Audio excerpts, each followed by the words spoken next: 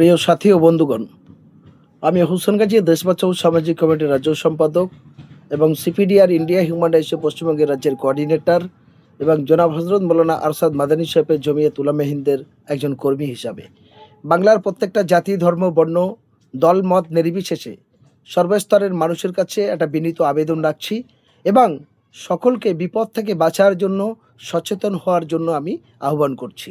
আপনারা জানেন যে 2026 বিধানসভা নির্বাচনের প্রাককালে পশ্চিমবঙ্গের মধ্যে এসআইআর হয়। সেই এসআইআরের কেন্দ্র করে প্রায় এখনও পর্যন্ত 27 লক্ষ মানুষ তারা ভোট অধিকার হারিয়েছেন। তারা পাকিস্তান, বাংলাদেশ, মায়ানমার, পৃথিবীর অন্য দেশের মানুষ নয়। তারা প্রত্যেকেই এখন পর্যন্ত যা রিপোর্ট তা সবই আমার বাংলাভাষী। তারা জন্মসূত্রে ভারতীয়। তাদের বাপ ঠাকুরদা 14 পুরুষ আমার এই সোনার বাংলাতে জন্মেছে।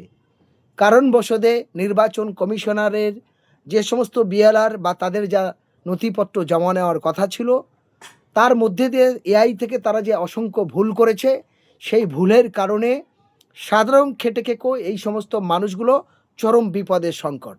এই চরম বিপদের সংকটে পড়ে তারা তাদের নাগরিক অধিকার হারিয়েছে, অর্থাৎ তারা ভোটার লিস্ট থেকে তাদের নাম ডিলিট হয়ে গেছে। এই ডিলেট হওয়ার কারণে রাজ্য নির্বাচন কমিশনার এই 27 লক্ষ মানুষের জীবন নিয়ে যেমন খেলছে, তেমন বাংলার প্রাক্তন মুখ্যমন্ত্রী অপদার্থ তৃণমূল কংগ্রেস খেলছে। আর তার সঙ্গে বর্তমান যারা সরকারে এসেছে, বিজেপি পরিচালিত সরকার, আমি মাননীয় শুভেন্দু অধিকারী মুখ্যমন্ত্রীর কাছে আবেদন করতে চাই, আপনি সরকারে বসলেন 2 মাস হয়ে গেছে। এই 2 মাসের মধ্যে আপনি হকার নিয়ে কথা বলছেন। সরকারি এরিগেশন জায়গা বা পিডাব্লিউ জায়গা, যে সমস্ত গরিব মানুষ, যার ভূমিহীন মানুষ, যারা বস্তি করে আছে বা যারা ঘর করে আছে, তাদের ঘর বাড়ি ভাঙার কথা বলছেন, ফুটপাতে হকার তুলছেন, আনলিগালি জায়গা জমি নিয়ে বলছেন। কিন্তু যারা এই বাংলায় জন্মসূত্রে এই সূর্যর মালো দেখলেন, যার বাপ ঠাকুর এই বাংলায় থাকলেন, সেই 27 লক্ষ মানুষ যাদের ভোটার তালিকা থেকে নাম বাদ গেছে, সেই মানুষগুলোর অবস্থা কি হবে সেই নিয়ে আপনার বক্তব্য নেই কেন? কেন আপনি নীরব? এটা আমাদের একটা প্রশ্ন। আমি হোসেন গাজী একজন মানবাধিকার কর্মী হিসাবে আমার কাছে কোনো জাত নেই, কোনো ধর্ম নেই, কোনো দল নয়। একটাই কথা, আমরা ভারতীয়, আমরা বাংলাভাষী, আমরা সবার ভালোবাসি। আমরা মনে রাখতে হবে, আপনি নিজেই বলেছেন, ভারতীয় সংবিধানকে শপথ দিয়ে বলেছেন, আমি বাংলার মুখ্যমন্ত্রী, আমি সবার মুখ্যমন্ত্রী, আমি সব দলের মুখ্যমন্ত্রী, আমি সব জাতের মন্ত্রী, আমি সমস্ত স্তরের মানুষের মুখ্যমন্ত্রী। তাহলে আপনার কাছে আমার করজোড়ে আবেদন, আপনি বলুন, 2 মাস হয়ে গেছে আপনি মুখ্যমন্ত্রী হয়েছেন, আপনার নূতন সরকারের বিভিন্ন দপ্তরের মন্ত্রী হয়েছেন, একাধিক মন্ত্রী হয়েছেন, আইনমন্ত্রী হয়েছেন। আমি তাদের কাছে জানতে চাই, 2 মাস হয়ে গেল, এই পশ্চিমবঙ্গের 27 লক্ষ মানুষের যে আতঙ্কিত আছে, তাদের নামটা কবে ক্লিয়ার হবে? কেন তাদের নাম সংশোধন হচ্ছে না? অবিলম্বে আপনি দ্রুততার সঙ্গে তাদের অনুমতি দিন। প্রত্যেকটা ভিডিও থেকে যেমন নির্বাচন কমিশনের তালিকা করেছিলেন, এরকমভাবে নতুন করে প্রত্যেকটা পঞ্চায়েতে পঞ্চায়েতে, গ্রামে গ্রামে গিয়ে আবার সার্ভে করে তাদের নাম নথিভুক্ত করান। এটা আমি আবেদন রাখছি।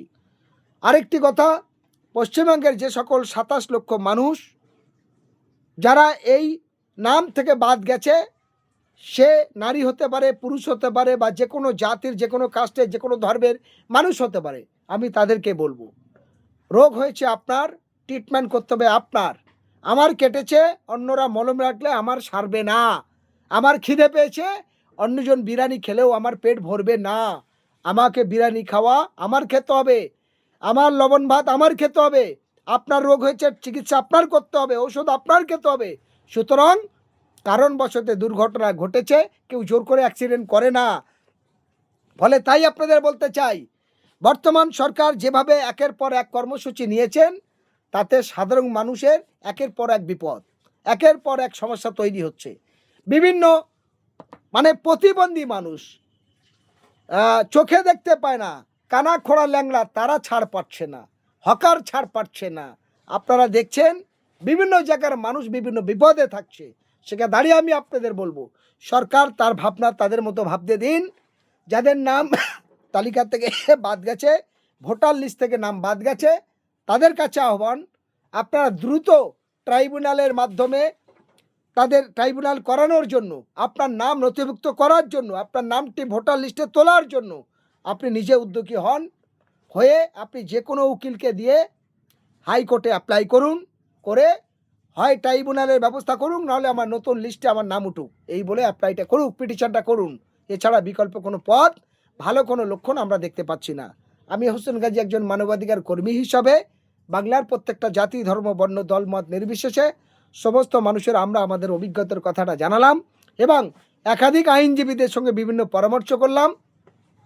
আমাদের যে সকল বন্ধুরা আছে কলকাতা হাইকোর্টে এবং বিভিন্ন কোর্টে আছে, বিভিন্ন জেলায় বিভিন্ন ব্লকের যে সমস্ত কোর্টগুলো আছে, সেই সমস্ত আমাদের লিগ্যাল সেলের বন্ধুরা এবং অন্য অন্য আমাদের সাথী পরিচিত বন্ধু আইনজীবীরা সমস্ত উকিলদের সঙ্গে পরামর্শ করে যা পেয়েছি, তাতে এই সমস্যার সমাধান হওয়ার জন্য একমাত্র সহজ উপায়, সহজ পদ্ধতি, যার নাম বাদ গেছে সে নিজেই উকিলকে দিয়ে অ্যাপ্লাই করুক, তাহলে এটা দ্রুত তার সঙ্গে আপনার এই সমস্যার সমাধান হতে পারে।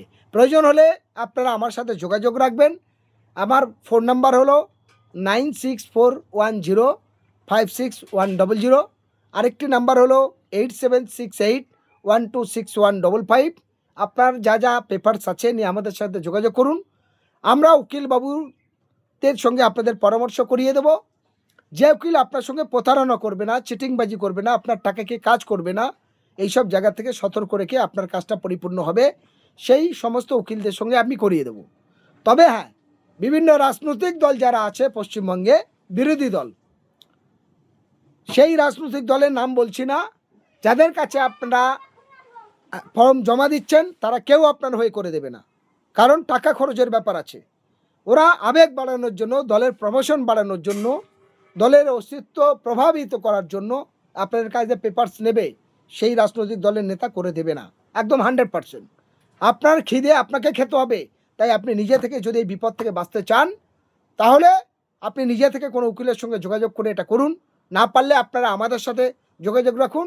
আমরা বিশ্বাসিত আমাদের যে সমস্ত লিগ্যাল সেলের বন্ধুরা আছে, আমাদের যে উকিলরা আছে, তারা আপনাদের হয়ে অ্যাপ্লাই করে দেবে। হ্যাঁ, তার খরচ বিনা পয়সা হবে না, নিশ্চিত তার খরচটা আপনাদের করতে হবে।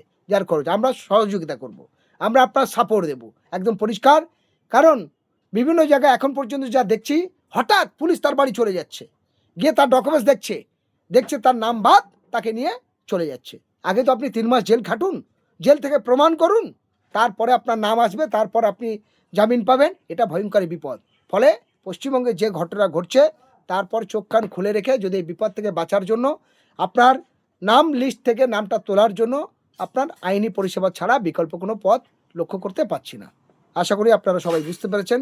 সবাই ভালো থাকুন, শান্তিই থাকুন, সুস্থ থাকুন, এই কামনা করছি। ধন্যবাদ।